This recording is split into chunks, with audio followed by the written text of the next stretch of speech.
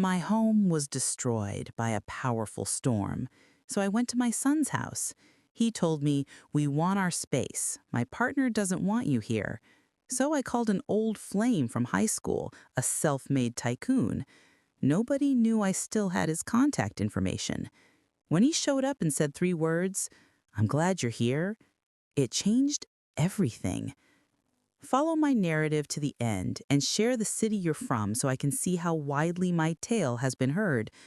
My name is Margaret, and at the age of 69, I believed I'd faced every kind of sorrow life could throw at me. I was mistaken. The tornado alarm began sounding at 3:15 p.m. on a Tuesday that it started out like any other. I was in my kitchen, the very same one where I'd raised my son, Christopher, preparing my usual afternoon beverage. The weather forecast had mentioned potential severe weather, but in Kansas, that was nothing new. We had endured dozens of them over the years. I should have paid more attention to the warnings. The wind increased in ferocity faster than I had ever seen before. Within minutes, the sky turned a sinister green, black hue that made my stomach churn with dread. I grabbed my emergency radio and heard the words that would alter everything. Large twister on the ground moving northeast toward Oakwood subdivision. That was my neighborhood. I had perhaps 10 minutes to gather what I could. My hands trembled as I threw photo albums, vital paperwork, and a few pieces of jewelry into a suitcase. 45 years of memories, and I could only save what fit in a single bag? The wedding picture of Henry and me, Christopher's baby photos, my mother's pearl necklace. Everything else would have to stay. The basement felt different that day, colder, more final. I huddled in the corner, clutching Henry's old sweater, listening to what sounded like a freight train tearing through my world above. The house moaned and groaned, fighting against forces far mightier than the sturdy frame Henry had been so proud of when we purchased it in 1982. Then came the silence, that horrible, hollow quiet that means everything you once knew is gone. When I finally climbed those basement steps, my legs could barely support me. Where my living room used to be, there was sky, just open air and wreckage scattered like confetti after a cruel celebration. The kitchen table where Christopher used to do his homework was embedded in what remained of the garage wall. My rose garden, the one I'd cared for 20 years, looked like it had been put through a blender. I stood there in the ruins of my life, still wearing Henry's sweater, and wept for the first time since his funeral 10 years ago. The neighbors, who were fortunate enough to still have houses, took me in that first night. Sweet Mrs. Thompson from next door insisted I stay with her, but her place was damaged too, and she had her own family to worry about. The Red Cross set up shelters, but the thought of sleeping in a gymnasium full of strangers made me feel even more lost than I already was. That's when I knew I had to call Christopher. My son lives about 45 minutes away in Wichita, in a nice neighborhood with tree-lined streets and houses that all look like they belong in magazines. He had moved there 5 years ago when he got promoted to regional manager at his company. We weren't close, not the way mothers and sons are supposed to be, but he was all the family I had left. I used Mrs. Thompson's phone because mine was somewhere beneath what used to be my bedroom. My hands trembled as I dialed his number, a number I'd memorized but rarely used unless it was his birthday or a holiday. "Christopher? Honey, it's Mom." My voice sounded smaller than I intended. Christopher? Having his birthday or a holiday was actually is a smaller thing. It's a smaller idea. "Mom, what's wrong? You sound distressed." "The tornado hit the house, sweetheart. It's gone. Everything's gone." There was a pause that felt like forever. "Are you hurt?" "No, I'm okay, but I need somewhere to stay while I figure things out, just temporarily." Another pause. "Of course, Mom, of course. Come on over. We'll sort this out." The relief that washed over me was so powerful, I nearly collapsed. My son would take care of me. Despite all our distance, all the missed calls and awkward holiday dinners, he was still my boy. I spent the next morning sorting through what could be salvaged from the wreckage. The insurance adjuster, a young man who looked like he'd rather be anywhere else, walked through what remained of my home with a clipboard and a camera. Total loss, he said matter-of-factly, as if those two words didn't represent my entire life. How much? I asked, though I was afraid to hear the answer. Well, you had a $120,000 policy on the structure, but with your deductible and depreciation, you're looking at maybe $90,000, maybe less. $90,000 to rebuild 45 years of life? It seemed impossible. Mrs. Thompson helped me pack what little I'd managed to save into her vehicle. 3 bags of clothes that smelled like mud and disaster, 1 suitcase of photographs and documents, and Henry's toolbox that somehow survived in the garage. That was it. That was all I had left of the life I'd built. The drive to Christopher's house felt like traveling to a foreign land. Everything looked different when you had nowhere to go back to. The familiar landmarks, the gas station where I always bought my lottery tickets, the diner where Henry and I used to have breakfast on Sundays, they all seemed to belong to someone else's life now. Christopher's neighborhood was untouched by the storm. Perfect lawns, perfect driveways, perfect lives continuing exactly as they had the day before. I felt like an interloper carrying my disaster with me into their pristine world.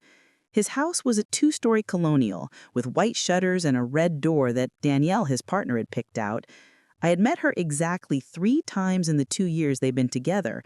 She was 32 to his 43, worked at some marketing firm downtown, and had opinions about everything, from the color of the walls to what kind of wine to serve at dinner. I parked Mrs. Thompson's car in their driveway and sat there for a moment, gathering my courage.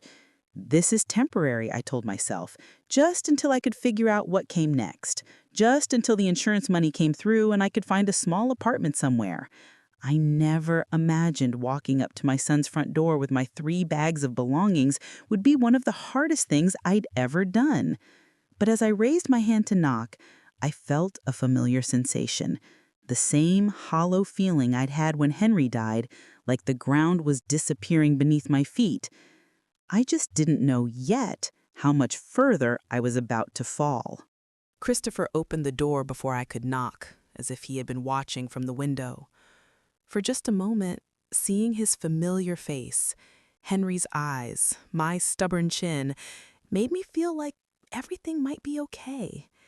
He was my son, my only child. Surely family meant something. Mom. He stepped aside to let me in, but his voice held something I couldn't quite identify. Distance, perhaps? Or unease? Danielle appeared behind him almost immediately, as if she had been waiting in the wings. She was wearing white pants and a silk blouse that probably cost more than I used to spend on groceries in a month. Her blonde hair was pulled back in one of those messy buns that somehow looked perfectly arranged, and her smile was the kind that never reached her eyes. "Margaret, how awful about your house," she said, but she was looking at my trash bags, not at me. Christopher told me what happened. I set my bags down in their pristine entryway, suddenly aware of how I must appear. My clothes still carried the scent of the disaster. Wet wood, mud, and something else I couldn't name. Destruction, maybe? Loss? "It's just temporary," I said quickly, "just until I can get back on my feet." Christopher and Danielle exchanged a look. One of those silent conversations that couples have, the kind that excludes everyone else in the room. I had seen Henry and me do the same thing countless times from the other side, but from the other side, it felt like being shut out of a club I didn't know existed. "Let's sit down and talk," Christopher said, leading me into their living room. Their house was beautiful in the way magazine homes are beautiful. Everything matched, nothing was out of place. White furniture that looked like no one had ever actually sat on it. Glass coffee tables that reflected the light from windows so clean they seemed invisible. It was the kind of home that made you afraid to touch anything. I perched on the edge of their pristine sofa, my muddy shoes planted firmly on their spotless hardwood floors. Danielle noticed and flinched slightly. So what's the plan? Christopher asked, settling into the chair across from me. Not next to me on the sofa, where he could put his arm around his grieving mother, but across from me, as if we were conducting business. Well, the insurance adjuster said it'll take a few weeks to process everything, maybe a month. I was hoping I could stay here until then, just until I find a small apartment or something. The silence that followed lasted about 10 seconds too long. I watched Danielle's face change, saw her jaw tighten almost imperceptibly. She reached over and placed her hand on Christopher's arm, a gesture that looked supportive but felt possessive. "Mom," Christopher started, and I knew from his tone that whatever came next would break my heart. "The thing is, Danielle and I have been talking, and we really value our privacy here. We work long hours, and this is our sanctuary, you know?" I blinked, not understanding. "I wouldn't be in your way. I'd stay out of your hair, help with cooking, cleaning. I wouldn't be any trouble." Danielle leaned forward, her voice gentle but firm. "It's not about trouble, Margaret. It's about space. This house, it's our first home together, and we're still finding our rhythm as a couple. I'm his mother," I said, the words coming out sharper than I intended. "Of course you are, and that's exactly why we think you'd be more comfortable somewhere else, somewhere you can have your independence while you rebuild." I looked at Christopher, waiting for him to contradict her, to remember that I was the woman who had sat up with him through every fever, who had worked double shifts to pay for his college books, who held his hand through his divorce 3 years ago when his ex-wife left him for her personal trainer. Instead, he nodded. "Danielle's right, Mom. We think you'd be happier with your own space." The words hit me like a physical blow. I actually felt my chest tighten like someone was squeezing my lungs. "Happier, Christopher? I lost everything yesterday. Everything. And you think I'd be happier alone in some motel room than here with my family?" "It doesn't have to be a motel," Danielle said quickly. "There are some lovely extended stay places near the mall, very clean, very safe, and they have little kitchenettes so you could cook for yourself." I stared at her, this woman who had been in my son's life for 2 years, telling me where I should live after losing my home. "And how exactly am I supposed to pay for this lovely extended stay place? The insurance money won't come for weeks." Christopher shifted uncomfortably. "I could help with that. A few hundred to get you started." A few hundred? Like I was some distant relative he barely knew, not the woman who had given him life. "Christopher," I said, my voice barely above a whisper, "I changed your diapers. I walked the floor with you when you had colic. I taught you to ride a bike and helped you with your homework, and held you when you cried over Sarah Jenkins breaking your heart in the 7th grade. His face reddened slightly, but Danielle squeezed his arm tighter. "Nobody's questioning your history," she said. "We just think everyone would be more comfortable with some boundaries." Boundaries? I had heard that word from the counselor Christopher had seen after his divorce. Everything was about boundaries. "So you're kicking me out," I said flatly. "We're not kicking you out," protested Christopher. "We're just saying that maybe this arrangement wouldn't work for anyone." "Whose idea was this?" I asked, though I already knew the answer.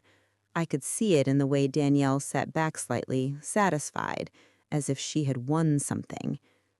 "We discussed it together," Christopher said, but he wouldn't meet my eyes. I stood up slowly, my knees creaking in a way that reminded me I was 69 years old and alone in the world. "I see." "Mom, don't be like this. We're trying to do what's best for everyone." "What's best for everyone?" I repeated the words like they were in a foreign language.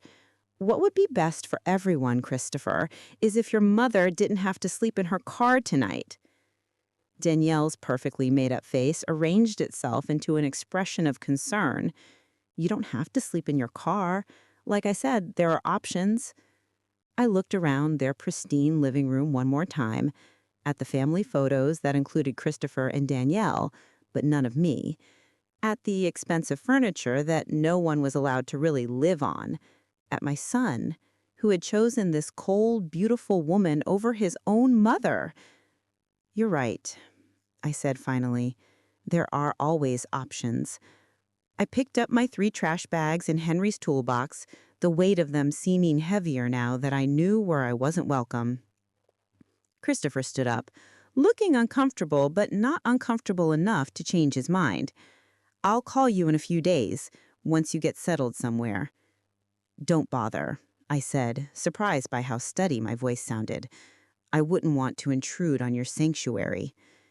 Danielle had the decency to look slightly ashamed, but not enough to speak up, not enough to say, "Wait, this is wrong, she's your mother." I walked out of that perfect house with its perfect couple and their perfect boundaries and sat in Mrs. Thompson's borrowed car for a long time before I could bring myself to start the engine. Through their front window, I could see Christopher and Danielle talking, probably about how difficult I was being, how much drama I was bringing into their peaceful lives. The irony wasn't lost on me. I had spent years after Henry died telling myself I was strong, independent, that I didn't need anyone. Now, when I actually needed help, I discovered that independence is a luxury you can only afford when you have choices. I drove to the Walmart parking lot and sat there as the sun went down, trying to figure out where a 69-year-old woman with $93 in her purse and 3 bags of storm-damaged belongings was supposed to sleep. The car was getting cold, and I had maybe 2 hours before the security guard would notice me and ask me to move along. That's when I remembered the business card I'd been carrying in my wallet for almost 50 years. Yellow with age and soft from being handled. A card I'd never thought I'd actually use. From a boy I'd loved when the world was young and everything seemed possible. James Peterson, the boy who'd promised to come back for me someday before life got in the way and someday never came. I pulled out my phone and stared at the faded numbers on the card, wondering if they were even still good, wondering if he was even still alive, wondering if I had the courage to find out. I spent 3 nights sleeping in that borrowed car before I found the courage to make the call. 3 nights of waking up with a crick in my neck and the taste of shame in my mouth. 3 nights of moving from parking lot to parking lot so security wouldn't notice the elderly woman living in her vehicle. 3 nights of using gas station restrooms to wash my face and brush my teeth, avoiding eye contact with my reflection because I couldn't stand what I saw there. The business card felt like tissue paper between my fingers, worn soft from 5 decades of being carried but never used. James Peterson, it read in faded blue ink. Below that, a phone number with an area code I didn't recognize. On the back, in my own young handwriting, always remember W. I'd written those words when I was 17 years old, believing with the absolute certainty of youth that James Peterson would be the great love of my life. He was 18, with dark hair that fell across his forehead and eyes the color of summer storms. He worked at his father's car shop after school and dreamed of bigger things, of building something that mattered. We had dated for 8 months, which, at 17, felt like forever. He used to take me to the old quarry outside town where we would sit on the hood of his beat-up Chevy and talk about our plans. "I'm going to start my own business," he'd said, "something with construction maybe, or real estate, something that will make me rich enough to give you everything you deserve." "I'm going to come back for you, Margaret," he had promised the night before he left for college in California. "I'm going to make something of myself, and then I'm going to come back and marry you." But 17-year-old promises have a way of fading when real life takes over. He wrote letters at first, long, passionate letters full of dreams and plans. I wrote back, telling him about my secretarial classes, about my job at the bank, about how I was waiting for him just like I had promised. Then the letters became shorter, less frequent. When I met Henry 6 months later at a church social, James felt like a beautiful dream I'd had once, too good to be real. Henry was steady, reliable, already 25 with a good job at the telephone company. He didn't promise me the world, but he promised me a home, a family, and security. When he proposed after 4 months of courtship, I said yes. I tucked James's business card into my wedding dress pocket, a secret keepsake I couldn't quite bring myself to throw away. Now, 50 years later, sitting in a car that wasn't mine in a Walmart parking lot, I wondered what had become of that dreamy boy with the storm-colored eyes. I had kept track of him sporadically over the years, the way you do with first loves. Through mutual friends, I'd heard that he had made good on his promises, started a construction company that grew into something big. He never married, which surprised people. Too busy building his empire, they said. That Peterson boy always was ambitious.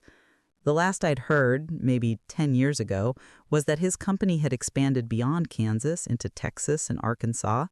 Peterson Development, building shopping centers and office complexes. The boy from the car shop had become the kind of man who wore expensive suits and made decisions that affected hundreds of people. What would that man want with a 69-year-old widow sleeping in a borrowed car? The rational part of my brain said it was ridiculous, even pathetic. You don't call someone after 50 years because your life has fallen apart. You don't reach out to your teenage boyfriend when you're old and desperate and have nowhere else to turn. But rational thinking is a luxury when you're counting the quarters in your purse and trying to figure out if you have enough for a cup of coffee in a restroom that locks. On the fourth morning, I couldn't take it anymore. My back ached from sleeping curled up in the front seat, my clothes smelled like the inside of a car, and I'd spent the last of my cash on a gas station sandwich that tasted like cardboard and despair.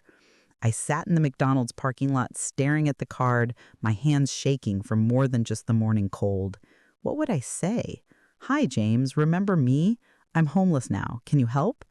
The number on the card was probably disconnected, or it would ring to some secretary who would politely inform me that Mr. Peterson was far too important to take calls from random women claiming to know him from high school.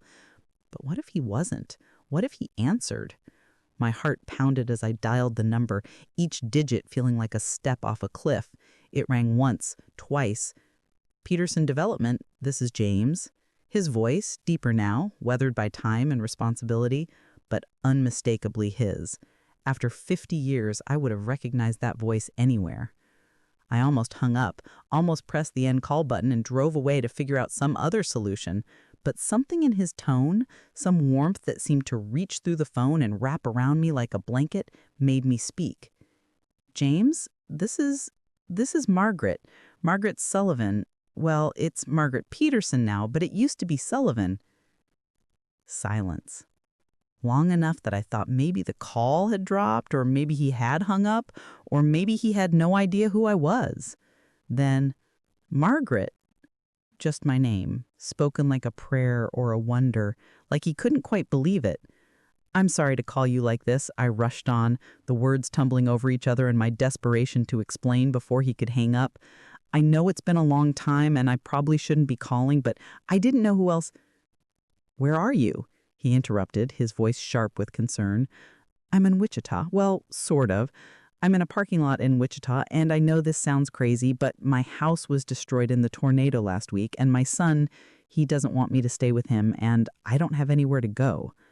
The words came out in a rush, each one harder than the last to say.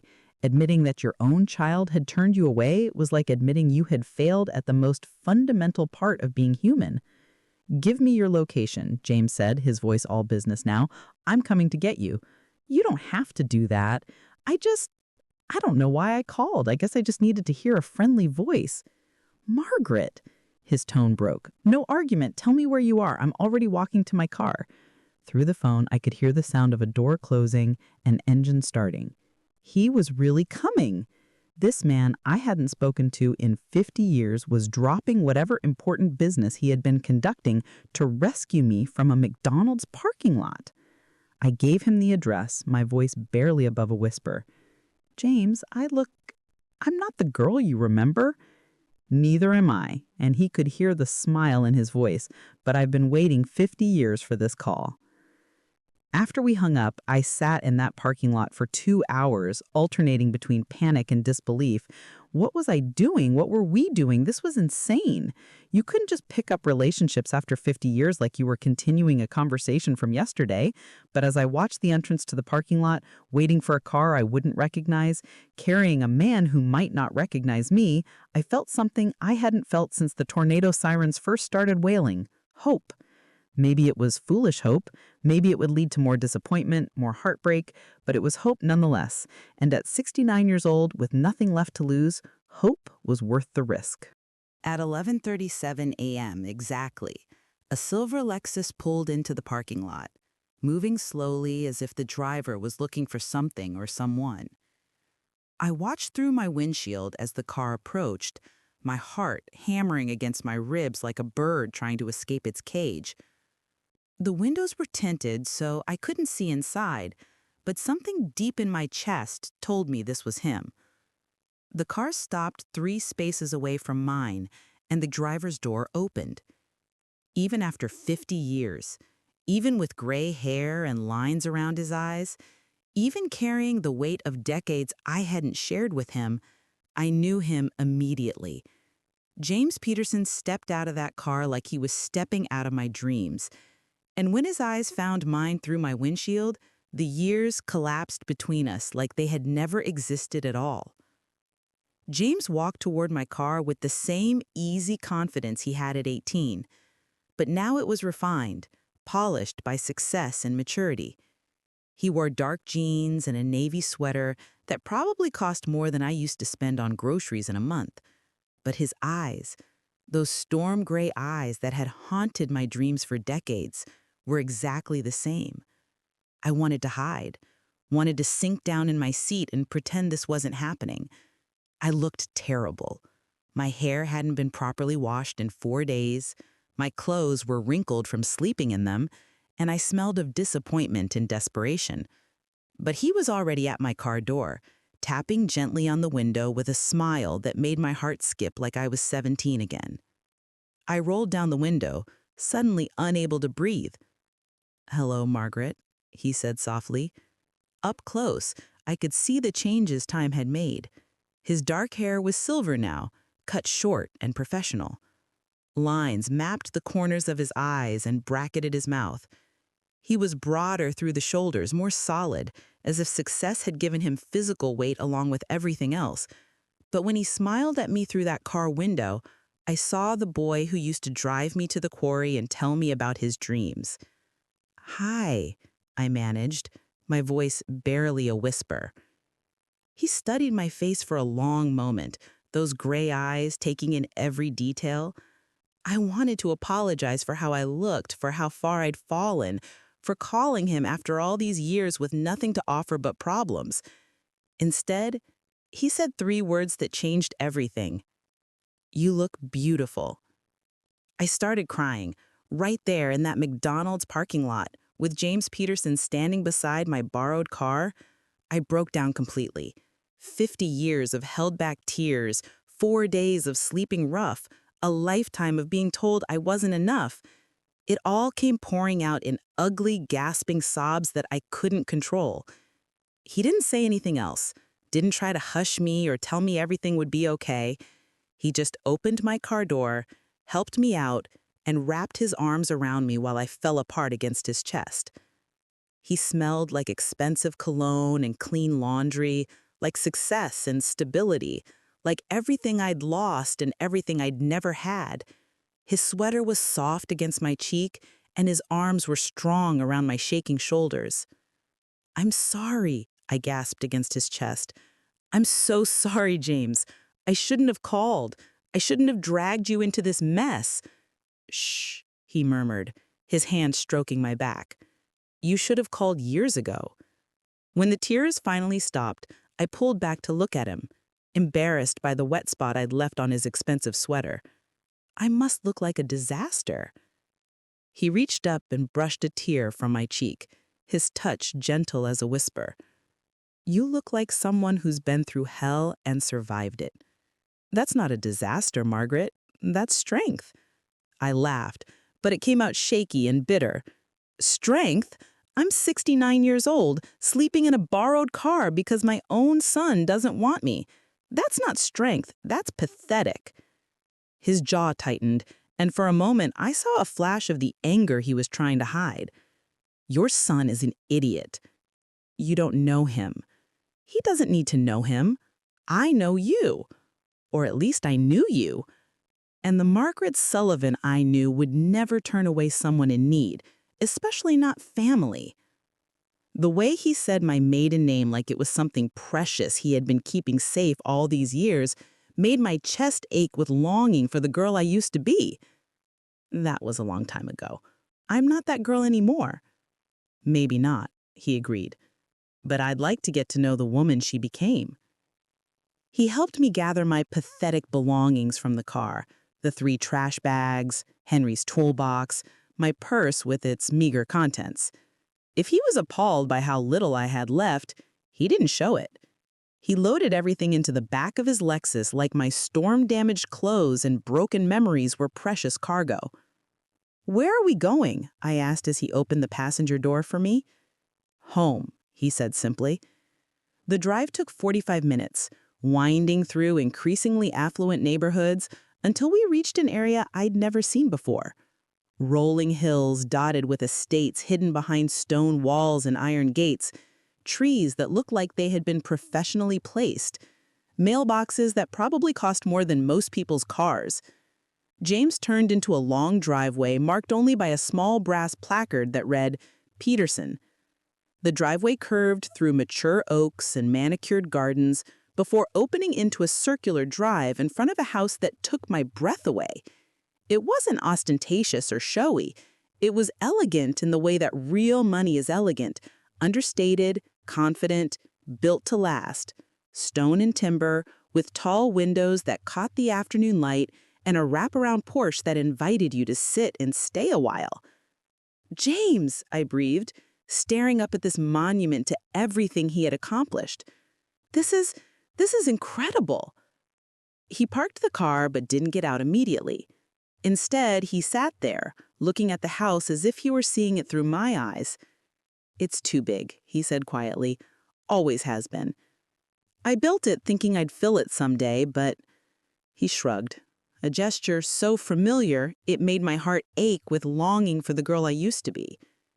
"You never married?" The question slipped out before I could stop it. He turned to look at me, his expression unreadable. "Came close a few times, but there was always something missing." "What?" "You," he said, simply, like it was the most obvious thing in the world. The word hung between us in the quiet car, loaded with 50 years of what-ifs and might-have-beens. I wanted to ask what he meant. I wanted to understand how I could have been missing from a life I'd never been part of. But before I could find the words, he was getting out of the car, coming around to open my door. The house was even more impressive inside. Hardwood floors that gleamed like honey, ceilings that soared overhead, furniture that looked like it belonged in architectural magazines. But it didn't feel cold or museum-like. There were books everywhere, comfortable reading chairs positioned near windows, and photos scattered on side tables. It felt like a home where someone actually lived, not just a showcase for success. "Are you hungry?" James asked, leading me into a kitchen that was bigger than my entire living room had been. "I was just about to make lunch when you called." I realized I was starving. The gas station sandwich from yesterday felt like a week ago, and my stomach was cramping from emptiness and nerves. "I don't want to be any trouble," I started, but he cut me off with a look. "Margaret, stop. You're not trouble. You're..." He paused, searching for words. "You're the answer to a question I've been asking for 50 years. While he cooked, and he could actually cook, moving around that enormous kitchen with the ease of someone who had learned to take care of himself, I studied the photographs scattered around the room. James at groundbreaking ceremonies, cutting ribbons, shaking hands with important-looking people. James with various women at charity galas and business dinners, always smiling but never looking quite complete. "Tell me about your life," he said, setting a plate of perfectly grilled chicken and roasted vegetables in front of me. "Tell me about Henry, about your son, about everything I missed." So I did. Over a lunch that tasted like heaven after days of gas station food, I told him about my marriage to Henry, steady, comfortable Henry, who had given me security and companionship, if not passion. I told him about Christopher, the baby I had wanted so desperately and loved so fiercely, who had grown up to be a stranger who valued his girlfriend's comfort over his mother's needs. I told him about the years of being a good wife, a good mother, a good widow, about the storm that had taken everything I owned, and the son who had taken everything I had left. James listened without interrupting, his gray eyes never leaving my face. When he finished, he was quiet for a long moment. "I'm sorry," he said finally. "I'm sorry about Henry, about your house, about your son, but I'm not sorry you called me." "Why?" The question came out smaller than I intended. He reached across the table and took my hand in his, still strong, still gentle, still capable of making my heart race after all these years. "Because I never stopped loving you," he said quietly. "Because every business deal I made, every success I achieved, every dollar I earned, it was all so I could be worthy of you when you came back to me." "James, I know it sounds crazy. I know 50 years is a long time, and we're different people now. But when I heard your voice on that phone today, it was like the missing piece of my life finally clicked into place." I stared at our joined hands, his tanned and manicured, mine work-worn and showing every day of my 69 years. "I'm not the girl you remember." "No," he agreed. "You're better. You're real. You've lived and loved and lost and survived. That 17-year-old girl was beautiful, but she was just potential. You're the woman that potential became." The words settled around my heart like a warm blanket, healing wounds I didn't even know I still carried. For the first time and longer than I can remember, I felt seen, not as someone's mother or someone's wife or someone's burden, but as myself. "What happens now?" I asked. James smiled, that same devastating smile that had made me fall in love with him when the world was young. "Now we figure out what the rest of our lives look like. Together, if you'll have me." As I sat in his beautiful kitchen, full of good food and possibility, I realized that sometimes the tornado that destroys your old life is just making room for the life you were always meant to have. Living with James was like discovering a version of myself I had forgotten existed. The first week was awkward as we tiptoed around each other like polite strangers sharing a space. He gave me the entire guest wing of his house, a bedroom larger than my old living room, a private bathroom with a soaking tub that could fit 2 people, and a sitting area overlooking his gardens. I felt like I was staying in a luxury hotel, afraid to touch anything or leave too much evidence of my presence. But James was patient in the way that successful men learn to be, and gradually I began to relax. He had a housekeeper, Maria, who came 3 days a week, but on the other days I found myself cooking for him. It started small, making coffee in the morning and preparing simple lunches, but James appreciated everything with the enthusiasm of someone who'd been eating catered meals and restaurant food for decades. "This is incredible," he said one evening, savoring the pot roast I'd made using Henry's mother's recipe. I haven't had a home-cooked meal like this in years. It's nothing fancy, I protested, but inside I glowed. When was the last time someone had appreciated my cooking? Christopher used to complain that I made the same 5 dishes over and over. Danielle had once suggested I try more contemporary flavors for family dinners. James shook his head. It's perfect. You're perfect. That word, perfect, should have made me uncomfortable. I was 69 years old, with gray roots showing and laugh lines that had turned into permanent creases. My hands were spotted with age, my body soft in places that used to be firm. I was anything but perfect. But when James looked at me, I saw myself reflected in his eyes as someone beautiful, someone worthy of love and attention and gentle care. We fell into routines that felt as natural as breathing.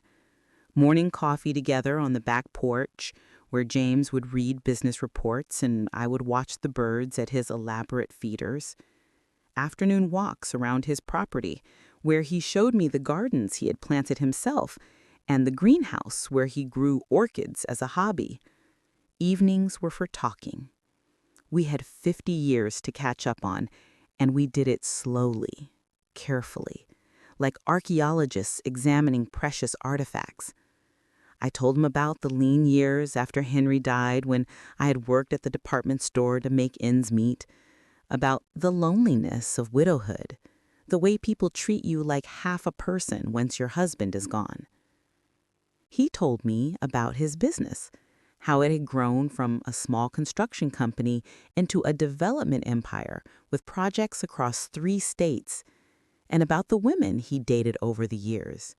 Intelligent, accomplished women who looked perfect on his arm at charity galas, but never made him feel complete.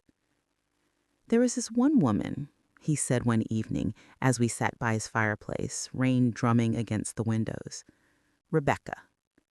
She was a lawyer, brilliant, beautiful. Everyone said we were perfect for each other. I felt a stab of jealousy that surprised me with its intensity. What happened? I asked. He looked at me then, his gray eyes serious. I proposed to her on Christmas Eve 5 years ago. Big production, a restaurant overlooking the city, a ring from Tiffany's, everything she'd said she wanted, and she said yes. We planned the wedding for the following Christmas, but as the date got closer, I kept having this feeling that something was wrong. Not with her. She was everything anyone could want in a wife. But with me. He paused, staring into the fire. The night before the wedding, I called it off. No. What did you tell her? The truth. He looked at me then, his gray eyes serious. That I was still in love with a girl I'd known 50 years ago, and it wouldn't be fair to marry her while my heart belonged to someone else. The words hit me like a physical blow. You called off your wedding because of me? Because of the memory of you? Because of the possibility that someday, somehow, you might need me and I'd be here waiting? I stared at him, this successful, handsome man who could have had anyone, and tried to process what he was telling me. That's crazy! Is it? He leaned forward, taking my hands in his.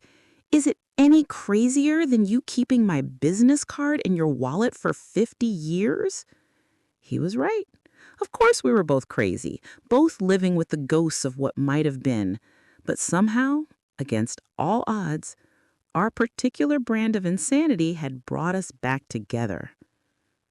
3 weeks into my stay, Christopher called. I was in James's kitchen making dinner and humming to myself, actually humming, something I hadn't done in years, when my phone rang. Christopher's name on the screen made my stomach clench with familiar anxiety. "Hi, honey," I said, trying to keep my voice neutral. Mom? His tone was strange, carefully controlled. I've been trying to reach you. Your phone keeps going straight to voicemail. That was true. I had been screening my calls, not ready to deal with whatever guilt or obligation Christopher might throw at me. I've been busy. Busy doing what? Mrs. Thompson said you moved out of the extended stay place weeks ago. Where are you living? I looked around James's beautiful kitchen, at the fresh flowers he'd brought home that morning, at the expensive wine glasses sitting on the counter. I'm staying with a friend. What friend? Mom, you don't have any friends with money. His assumption stung, partly because it had been true for so long after Henry died. I'd let most of my friendships fade, too tired and too proud to maintain relationships when I had nothing to offer in return. You'd be surprised, I said coolly. There was a pause, and I could practically hear him processing this information. Mom, I think we need to talk. Danielle and I have been discussing the situation, and we think maybe we were too hasty. Maybe you could stay in our guest room for a while, just until you get back on your feet. The offer that would have meant everything to me a month ago now felt hollow, insulting even. What changed your mind? Another pause. We realized we might have been too focused on our own needs. Families should stick together. What he meant, I realized, was that he'd probably heard through the neighborhood gossip network that his mother wasn't living in a shelter anymore. Someone had mentioned seeing her with a well-dressed man and an expensive car. Christopher was curious, and curiosity had made him generous. That's very kind of you, I said coolly. I'm perfectly happy where I am. Mom, you can't just move in with some stranger. It's not safe. What do you even know about this person? I know that he's never made me feel like a burden. I know that he values my company and appreciates my cooking and tells me I'm beautiful every single day. The silence that followed was so long I thought he might have hung up. Is this some kind of relationship? Christopher finally asked, his voice tight with something I couldn't identify. Disapproval? Embarrassment? I don't think that's any of your business, I said, surprising myself with my directness. Of course it's my business. You're my mother. I'm worried about you being taken advantage of. Like you took advantage of me? The words came out before I could stop them. Sharp and bitter. Mom, that's not fair. Isn't it? You turned me away when I needed help most. You chose your girlfriend's comfort over your mother's safety. And now that you think I might have found happiness somewhere else, suddenly you're concerned about my welfare. I could hear Danielle's voice in the background, but I couldn't make out the words.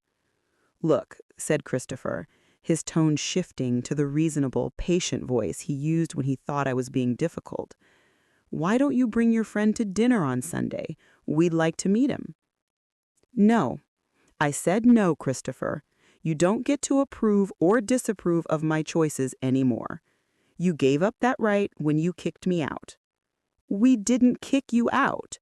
We just thought, you thought about yourselves, just like you're doing now. I took a deep breath, feeling stronger than I had in years. I'm happy, Christopher, truly happy, for longer than I can remember. If you want to be part of my life, you're welcome to try, but you don't get to dictate the terms anymore. I hung up before he could respond, my hand shaking slightly from the adrenaline of finally saying what I should have said weeks ago. James found me a few minutes later, standing at the kitchen window and staring out at his gardens without really seeing them. Everything all right? He asked, wrapping his arms around me from behind. I leaned back against his chest, letting his warmth chase away the chill of dealing with Christopher. My son called. He wants to meet you. Good, James said, pressing a kiss to the top of my head. I've been looking forward to meeting him. I turned in his arms, studying his face. You're not worried about what he'll think? What he'll say? James smiled, that confident smile that had first made me fall in love with him. Margaret, I've been waiting 50 years for you to come home to me. I'm not about to let anyone, not even your son, make you doubt that you belong here. As I stood in his arms in that beautiful kitchen, I realized he was right. I do belong here. Not because of his money or his house or his success, but because of the way he looked at me, like I was the answer to every prayer he'd ever whispered. For the first time since the tornado, I felt like I was exactly where I was supposed to be. The wedding was nothing like my first one. When I married Henry 48 years ago, it was all about what other people expected. White dress, church ceremony, a reception at the community center with a DJ and a cash bar. We invited everyone we knew and several people we didn't particularly like because that's what you did. You performed the ritual for the community, not for yourselves. This time, James and I did exactly what we wanted. The ceremony took place in his back garden on a crisp October morning, 6 months after that phone call in the McDonald's parking lot. The minister was an old friend of James's, and the only witnesses were Maria, the housekeeper, and Thomas, James's business partner and best friend for 30 years. I wore a simple blue dress that James said brought out my eyes, and he wore a charcoal suit that made him look distinguished and handsome. No fuss, no fanfare, no stress about impressing anyone. Just two people who had found each other again after half a century, promising to spend whatever time they had left together. Christopher came to the wedding. I had debated whether to even invite him, but James convinced me to try one more time. "He's your son," he said simply. "You'll regret it if you don't give him the chance to do the right thing." So I called him 2 weeks before the ceremony. "James and I are getting married," I said without preamble. "October 15th at 2 o'clock. You're welcome to come, but Danielle isn't invited." The silence on the other end stretched so long I thought he might have hung up. "Mom," he finally said, "you barely know this man." "I've known him longer than I knew your father when I married him." "That was different. You were young then."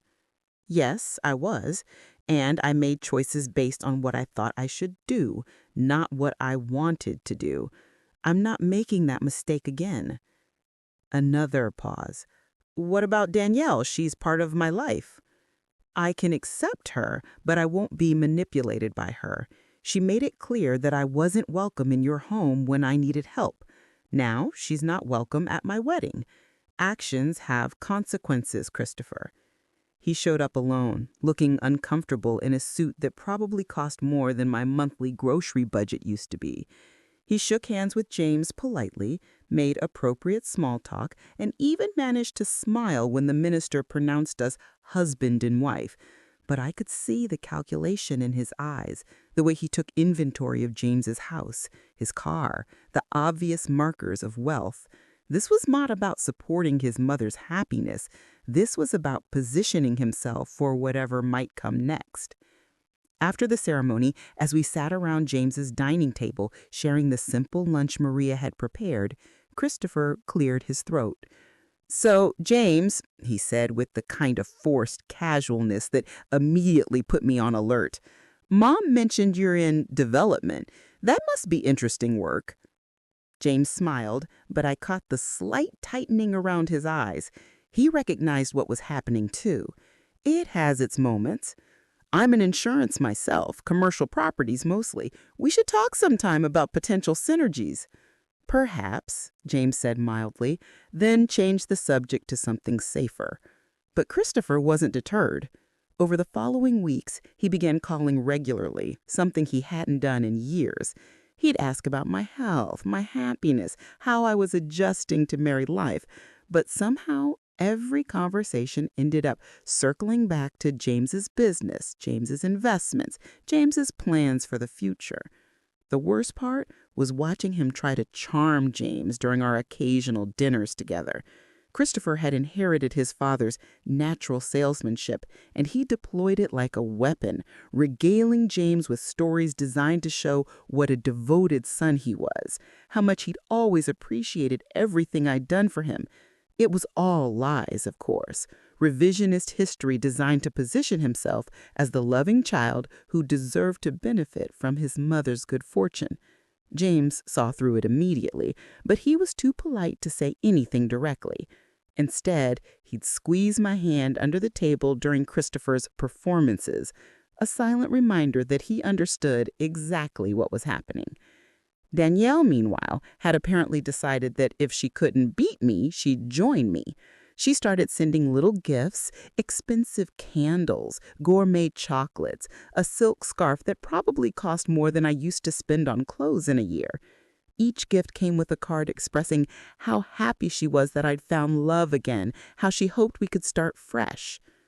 "She's trying to buy her way back into your good graces," James observed one evening as I unwrapped yet another peace offering. "I know," I said, setting aside the cashmere throw she had sent. "The question is, what does she think she's buying?" We found out 3 months later. Christopher called one evening while James was at a business dinner, his voice tight with forced concern. "Mom, I need to ask you something, and I hope you won't be offended." My stomach clenched. "What is it?" "Have you and James discussed what happens to his assets when, well, in the future?" There it was. The question he had been building up to for months. "Christopher, that's an incredibly inappropriate thing to ask. I'm just worried about you. You're older now, and if something happened to James, I want to make sure you're protected, that you're not taken advantage of by his business partners or distant relatives or whoever." The audacity of it took my breath away. The same son who'd turned me away when I was homeless was now concerned about my financial security. "My financial situation is none of your business," I said coldly. "Of course it is. You're my mother. When I needed help, you turned me away. Remember? You and Danielle decided I would be too much trouble, too disruptive to your perfect little life. Mom, we've talked about this. We made a mistake." "Yes, you did, and now you're making another one." I hung up before he could respond, my hands shaking with anger. But underneath the anger was hurt, the deep, persistent ache of realizing that even now, even after everything, my son saw me as an opportunity rather than a person. James found me crying in our bedroom when he got home from his dinner. "What happened?" he asked, immediately crossing to wrap his arms around me. I told him about Christopher's call, about the months of transparent manipulation, about my growing certainty that my son would never see me as anything more than a potential inheritance. James listened without interrupting, his jaw growing tighter with each detail. "I'm sorry," he said when I finished. "I'm sorry your son is too selfish to see what an incredible woman his mother is. I keep thinking I failed him somehow, that if I'd been a better mother, he'd be a better man." James cupped my face in his hands, his gray eyes serious. "Margaret, you raised him the best way you knew how. He's made his own choices as an adult, and those choices reflect on him, not on you." 2 weeks later, James called Christopher and Danielle to the house. He didn't ask me first, just announced at breakfast that he had invited them for dinner and that there were some things that needed to be said. I spent the day nervous, uncertain what James had planned. But when Christopher and Danielle arrived that evening, I saw a side of my new husband I'd never witnessed before. James Peterson, the successful businessman, was formidable in a way that made grown men reconsider their positions. He was polite, gracious even, but there was a steel underneath the courtesy that would have been clear to anyone paying attention. "I wanted to talk to you both about Margaret, about your relationship with her, and about certain expectations that seem to have developed." Christopher shifted uncomfortably. "I'm not sure what you mean." "I think you do. James's voice was pleasant, conversational, and absolutely implacable. I've been very interested in my business, my investments, my plans for the future. You've been treating your mother with a level of attention and concern that's remarkably different from how you treated her when she actually needed your help. Danielle started to speak, but James held up a hand. I'm not finished. I want to be very clear about something. Margaret doesn't need your approval for our marriage, your permission to be happy, or your protection from fortune hunters. What she needs, what she's always needed, is for you to love her unconditionally, the way she has loved you your entire life. Christopher's face was flushed with embarrassment and anger. I do love my mother. Do you? Because from where I sit, it looks like you love what you think she might inherit. You turned her away when she had nothing, and you're courting her now that she's married to someone with money.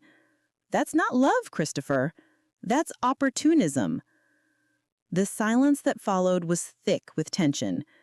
Danielle was staring at her hands, her face pale. Christopher was glaring at James with undisguised resentment. I think, James continued quietly, that you need to decide what kind of relationship you actually want with your mother. If you want to be part of her life because you genuinely care about her happiness, you're welcome here anytime. But if you're here because you think there's something in it for you, you're wasting everyone's time. After they left, Danielle practically dragging Christopher out the door before he could say something that would make things worse, James and I sat in his living room holding hands in comfortable silence. Was I too harsh? He asked eventually. I thought about it. About the years of taking Christopher's calls out of obligation rather than joy. About the way he'd made me feel like a burden rather than a blessing. No, I said finally. You were honest. Maybe for the first time in his life, someone told him the truth about his behavior. That was 8 months ago. Christopher calls occasionally now, but the conversations are different. Shorter, more genuine, less calculated. He asks about my garden, my book club, my volunteer work at the animal shelter. He doesn't ask about James's business anymore.